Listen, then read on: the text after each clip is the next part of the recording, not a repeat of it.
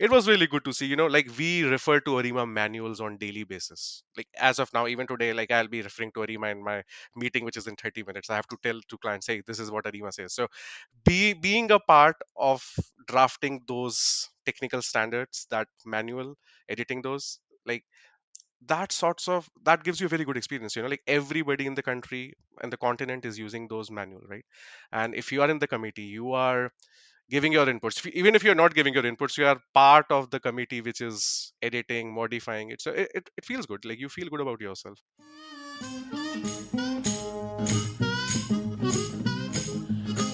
You may know the American Railway Engineering and Maintenance of Way Association, or AREMA, as the, quote, keepers of the manuals. You may know them as the, quote, people behind the largest annual railroad conference in North America. Heck, you may not know about AREMA at all. This podcast is designed, no pun intended, to change your view of who AREMA is and how AREMA has changed the trajectory of many railway careers over its 100-plus year history. Welcome to Platform Chats with your host, Walt Blesser, where he takes a moment to discuss the impacts AREMA has had on the very people who are proud to be called members. Are you ready to roll with AREMA? ARE Corporation is a proud supporter of AREMA and Platform Chats. If you are looking to take your railway structures career to the next level, or simply start it down the right track, please visit us at arecorp.com. Please see our brand new job postings on our careers page or on our LinkedIn page. Hey, everybody, and welcome back to another episode of Platform Chats. Believe it or not, this is number 33. I can't believe it that we're in the 30s at this point, and I believe this is, again, season 3. I'm pretty sure this is episode 4 for the year. We're doing our best to try to keep the cadence, at once a month if we can. Not always easy, but we're doing our best. We always try to make sure we get interesting and entertaining guests. It sounds like a lot of people did enjoy the last podcast we did with Carrie Gonzalez. It got a lot of downloads, and we are now going to have another cool guest to share the show with, and that is Mr. Luv Sehgal. And he is, if you remember, he shared the stage with me at AREMA in the fall of 2024. Fall of 2023. Right, Love? Yeah, I'm already messing up, man. So, yeah, he was on the stage with me for a keynote where we talked about hydrogen trains, sustainability, moving from potential even electric trains or from diesel to electric to hydrogen. Love has been in the industry for quite some time. Great speaker, great guy. I think and a lot of people enjoy what he has to say. I'm really excited he agreed to be on the podcast.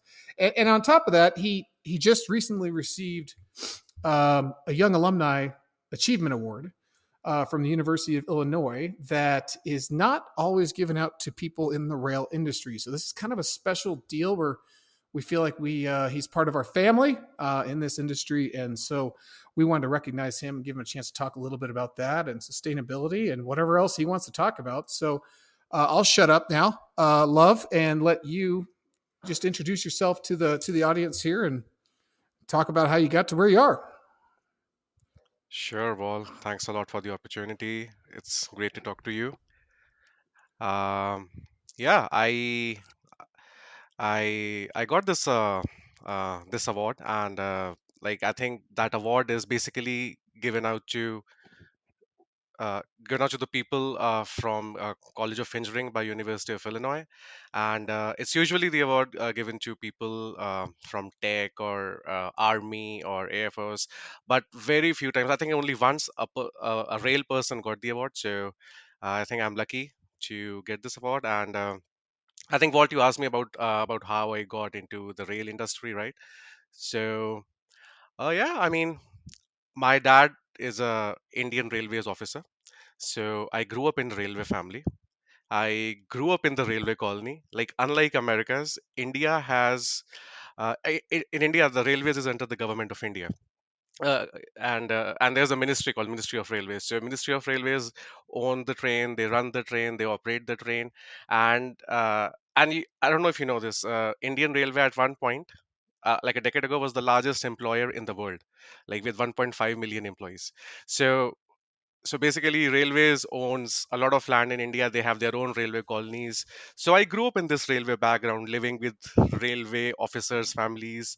We had our own clubs, our own community centers, our own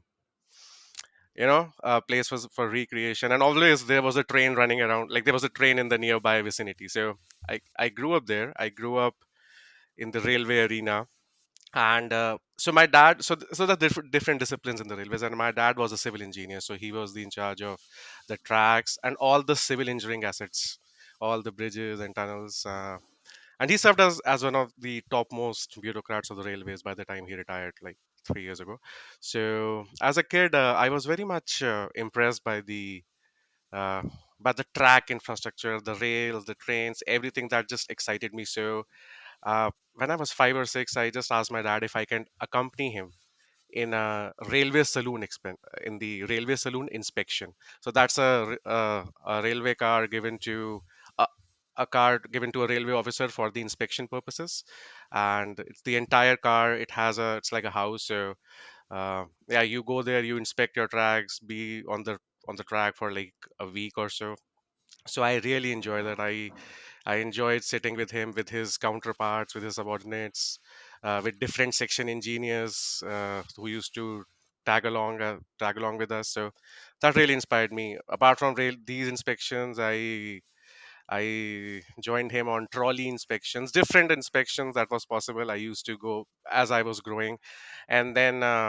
And that's the reason I chose civil engineering, because to get into railway job in India, civil is one of the best engineering branch that you opt for. So I joined uh, National Institute of Technology, Hamirpur in India, one of the good colleges there, and I pursued civil there.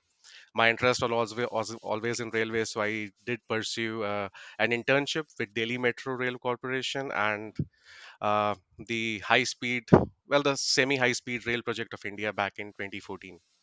Um, so yeah, I was with the division of the Indian Railways, the only that was their pilot project for the semi high speed train running at like 160 miles per hour. So yeah, that got me really excited. After doing my bachelor's, I did try to get into the Indian Railways, but it's very competitive. You have to be in the top 50 of all the civil engineers in India. I was like around 100, so I got Ministry of Water Resources, Oh, you only got a top. which Hang I on a second. You only got top 100, and yeah. you're on this podcast. I only talk to guys in the top 50. Love. Oh, my bad. So it's so competitive. You have to get that 50 rank out of 300,000 people. Wow. Uh, so yeah, it's very So you competitive. went to And school in India, though, correct? yes, so I did my bachelor's, and then after bachelor's, I appeared for this exam. That's engineering services exam conducted by the Union Public Service Commission of India to get into the elite Indian railway services. The toppers get Indian Railways, by the way. And then it's National Highway Authority, and then it's military engineers, and then it's water resources, and then it's border roads and ordnance factory. So I got water resources with So that wait, you rank, get and so that's based on your yeah, ranking of how well you did in school? yes, Wow. no, No, on the basis of that exam, that 3 day on the exam. 3-day exam. Okay. Okay. And then where Yeah, you place so on that exam basically yes, directs you to where you can go work? Or, which ministry you can join? Yeah, as wow. an officer, as a officer. Yeah, it's not like any job; it's an officer, very I top, can't like good job. imagine if that happened in the United States, there would be some major breakouts of fighting. Yeah, so competitive. Wow. Okay. So So yeah, you went there, and then because yeah. where are you sitting right now? I'm actually in Toronto right now.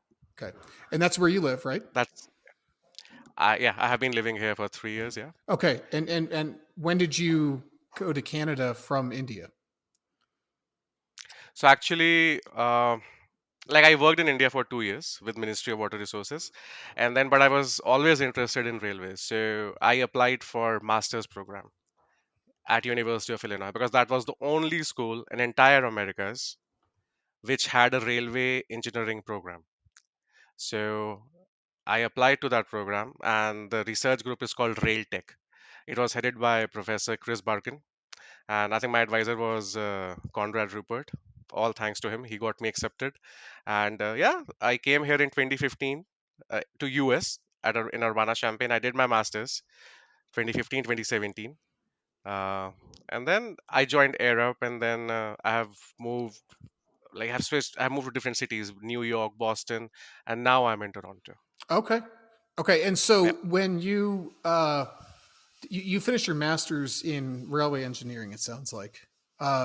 Is that it's correct? transportation, Trans- but okay. yeah, it's masters in transportation. But my like, so there are research groups. Like, if you want to excel into pavements, traffic engineering, I was selected by the rail research group.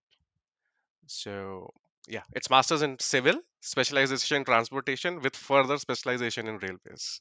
Okay. And as many Yeah, people know, there's a multiple arenas, if you will, in the railway industry in which you can play. So I'm in the bridge world, and you specifically play in and work on what part of the railway industry? sure. So because I'm a civil engineer, I deal with the civil aspects of track infrastructure.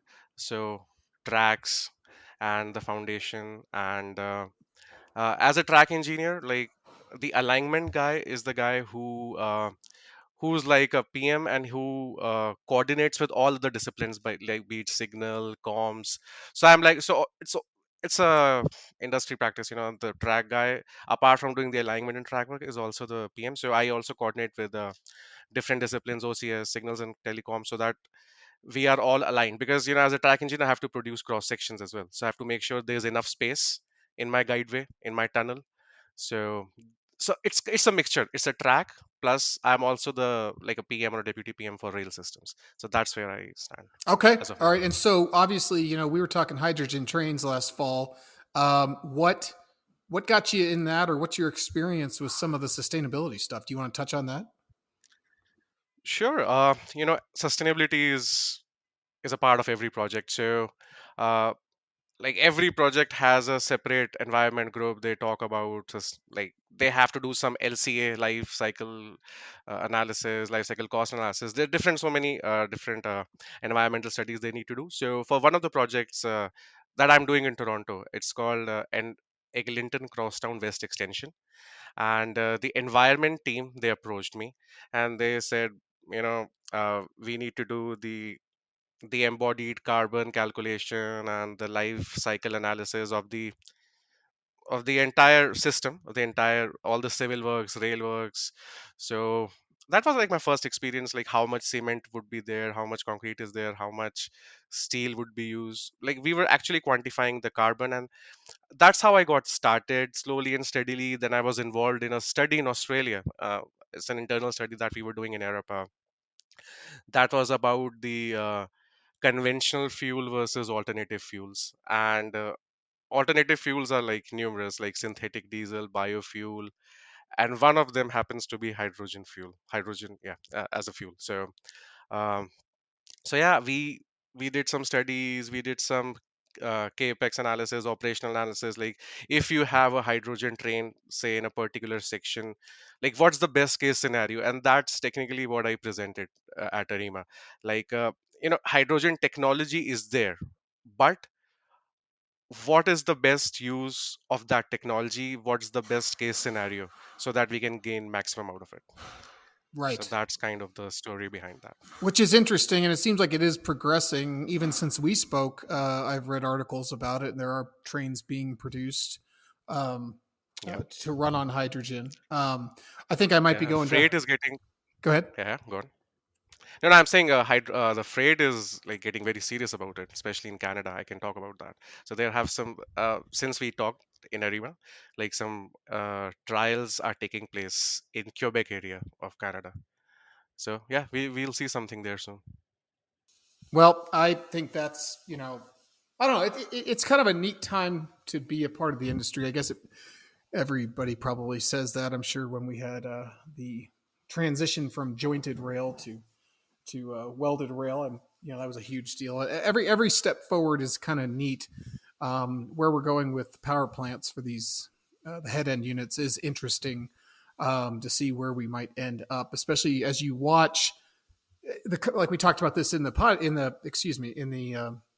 presentation last fall, where people can relate in the sense that they're watching the commercialization of electric vehicles, right? So people understand buying a Tesla, for example, and what the pros, cons, drawbacks are to having that, and taking that to an even larger scale.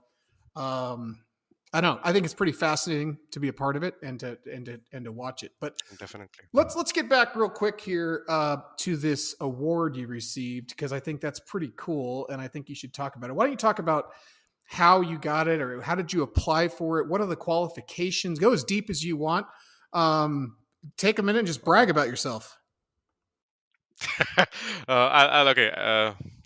So, this award. So this is an annual award given by the University of Illinois College of Engineering, and they award it to four people every year. Three are distinguished alumni, and one is a young alumni. By young means less than 35. So I applied for that category, the young, because I'm less than 35. And so there are different criteria that you have to fulfill. So there's a form, and then there's a set of six questions. The questions are about e- what are your professional achievements, discuss your career path, your biography, your civic philanthropic activities, your uh, what sets you apart, the like 6 7 questions. And like, you don't have to apply, by the way. So you have to be nominated.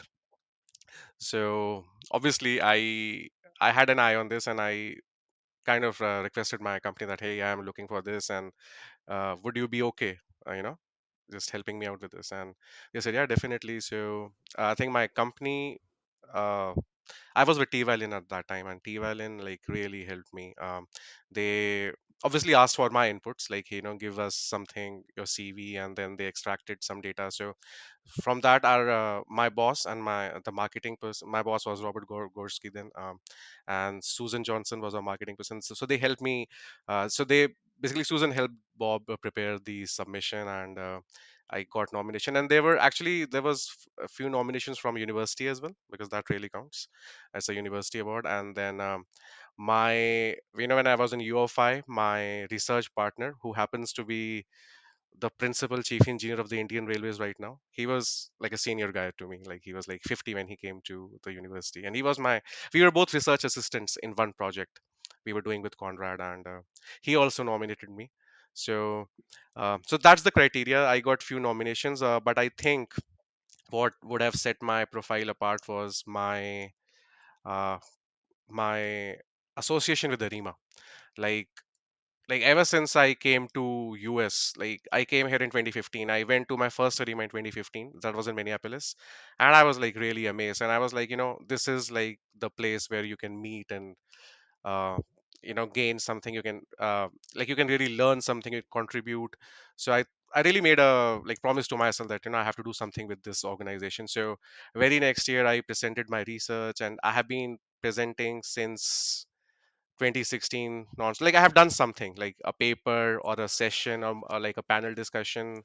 uh, so AREMA, my association with AREMA, and the fact that I happened to be the keynote speaker last year, so that, I think, that really is a big thing, like being a keynote speaker in front of like thousands of people. So um, that really helped. And plus, talking about my research, the papers that I have sent to AREMA, so they focused on effective project management skills. They talked about digital engineering skills, and most of the papers, they pertain to resiliency and sustainability. So I think, and those papers I wrote from my work. It's not like I did any research or anything, but it was my case studies and the industry research that I'm doing in my project. So we have to take permission from my clients, and we write something. We can't obviously reveal most of the design or anything, but we just talk about how we solved a particular problem. So I think I think, because that's what, when I saw, when I was when Susan, the marketing person, when she told me that, she said, this AREMA looks really good in my CV, and she said I would make this as the selling. But I was like, sure, go ahead. So And AREMA then I think, AREMA really helps. So mhm, what let me just back you up here for yeah, a second, because there's a lot to yeah. unpack. But what committee did you join? I am a member of two committees, Committee 12 and Committee And what 17. do those do? What is 12? Uh, 12 is passenger in transit, and 17 is high speed rail Okay, systems. so you're on two technical committees, and Yeah. each year you're writing abstracts, submitting them to present, writing papers, and you're getting accepted. So Hmm. you basically just, I mean, just hear me out, but it sounds like you Yeah. jumped in with both feet right after school, right? You graduated. I thought you Yeah. said 2017. 17. Yeah. Did you was there a college based chapter of AREMA, or what, or did you start as a Yes. So professional? I started because of the AREMA student chapter at U of I, because we have this rail tech research group there. So they used to be the prime student, like the biggest student chapter. But right now I think all the universities are doing good. Now we have now if you see Committee 24, there are at least 15 or 20 student chapters from different universities around America. So things have changed a lot. So yeah, to answer your question, I started in 2015. I came here because of the research group Railtech. They got us yeah Railtech Railtech brought us to AREMA in Minneapolis. Then as a student I presented my first paper in 2016, and yeah, and since 17 I joined industry, and I have been coming to AREMA as an industry person. Okay, well that sounds. So let me ask you this. Mm. That's a. I love the timeline because it's just it shows how quickly a person can graduate, get into the industry, and get active. I mean, did you feel Yeah. like there were barriers to getting active, or did you feel like the industry was pretty like open arms, accepted you into the committees and to get active? What would you say to that? To say a young person who's like, maybe I want to do this, maybe I don't. If you're riding an elevator with this person, what would you say? Mhm. Uh, yeah, I mean, it was like they embraced, if yeah, they embraced with open arms. Like Arima, like it was so easy. I literally just expressed my interest to Lucas. He was the head of Committee 17 then. I said, "Hey Lucas, I'm a student. I really want to join this." And I was one of the very few students. Like there were hardly two or three. And then he said, "Yeah," he said, "just send me your CV and then we'll have a look and then we'll decide." And yeah, like they accepted me, and it was really good to see, like we refer to Arima manuals on daily basis. Like as of now, even today, like I'll be referring to Arima in my meeting, which is in 30 minutes. I have to tell to clients, hey, this is what Arima says. So being a part of drafting those technical standards, that manual, editing those, like that gives you a very good experience. Like everybody in the country and the continent is using those manual, right?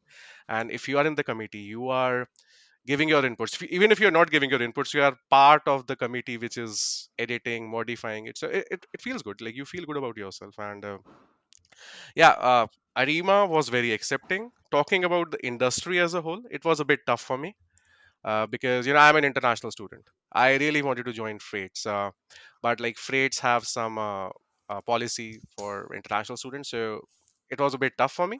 But for me, the consultancy doors were open, so I applied to all the consultancies: ARUP, Paycom, WSP, STV, and yeah, And you had mentioned they that are. to Yeah. me Hmm. actually before we started the podcast, and I know you did want to touch on that briefly. Maybe you can expand about being an international student and the barriers to getting into this industry. What advice would you give?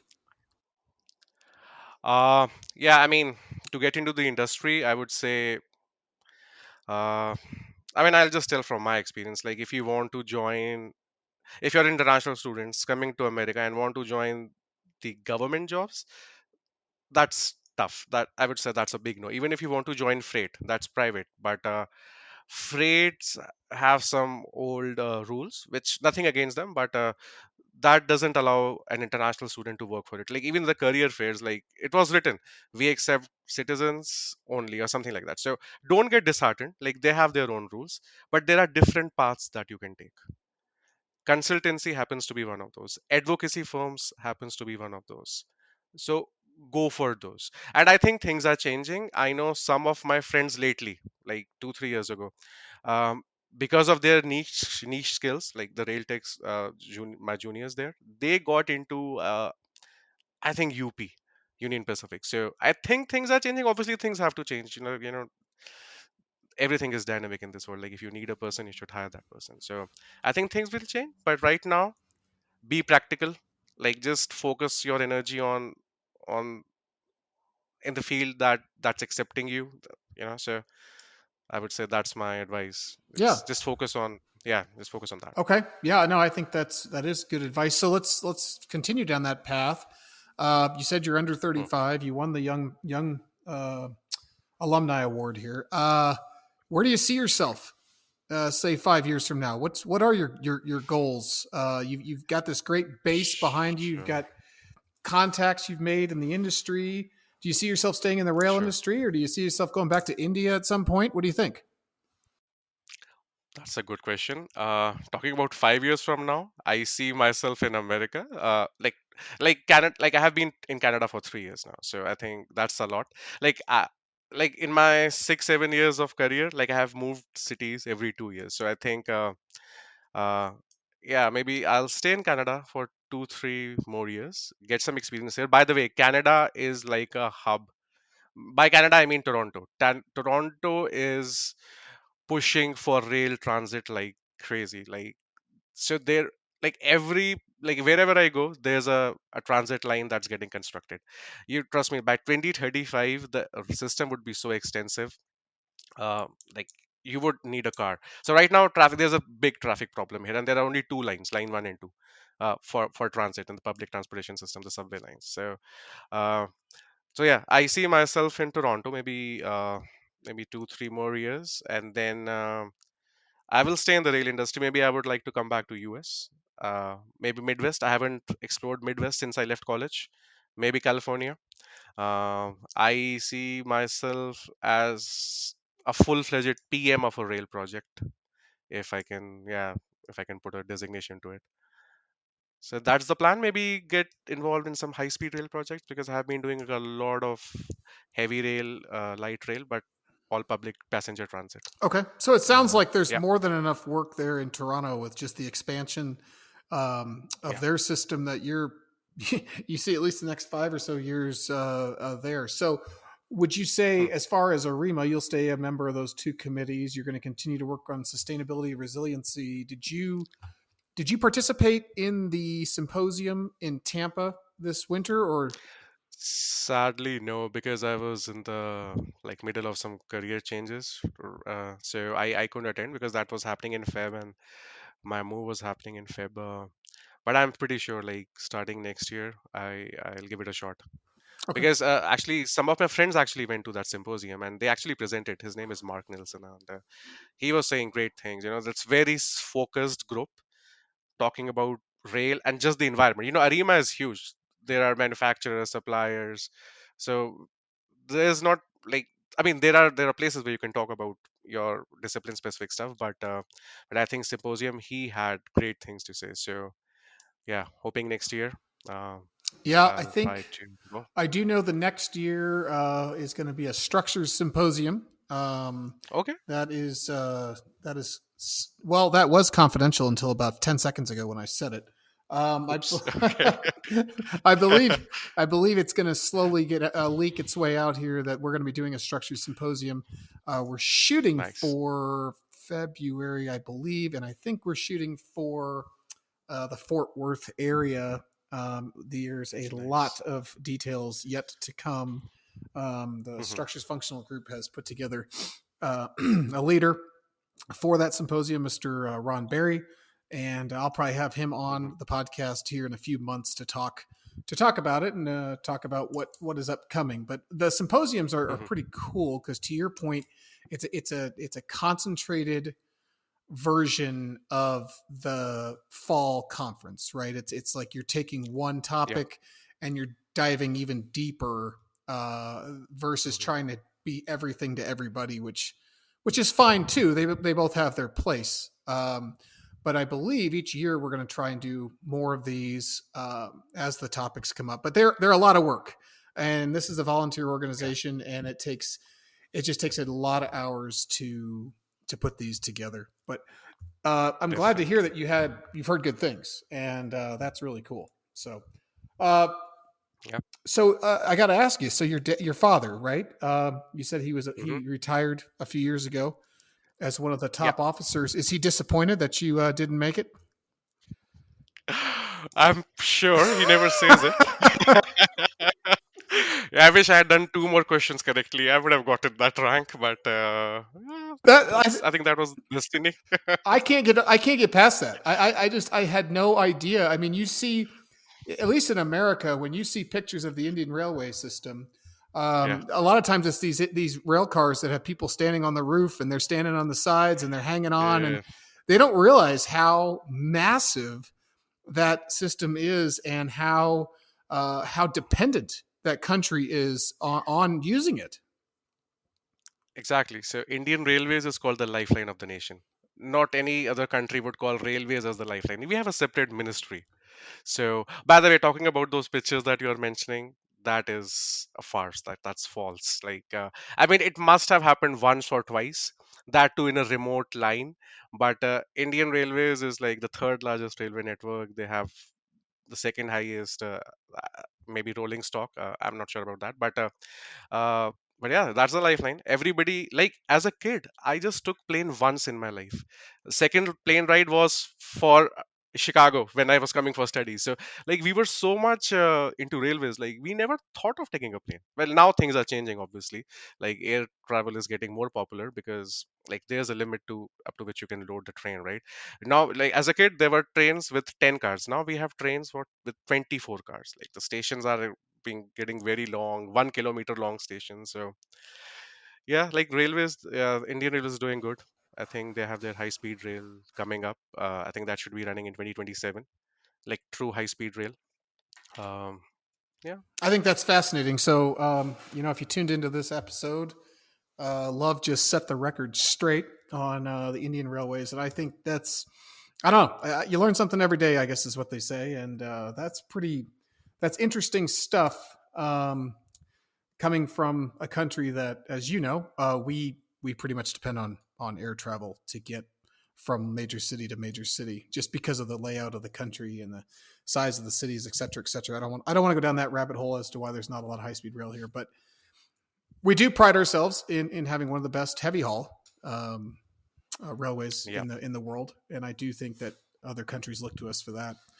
Love, this has been a lot of fun. I know you mentioned it. You actually mentioned it a few minutes ago that you have a client meeting coming up. So the last thing I want to do is make you late for a client meeting. But I really appreciate you taking some time and being a guest on the podcast. And man, I can't wait to see you again. I'll probably see you in Louisville this fall. Yeah. yeah, yeah. Looking forward to meeting you. Yeah, always a pleasure to talk to you. By the way. All right. We'll talk to you soon, buddy. All right, bye. Thank you for rolling with AREMA on today's episode of Platform Chats. For further information about AREMA, please visit arema.org or contact us at info@arema.org.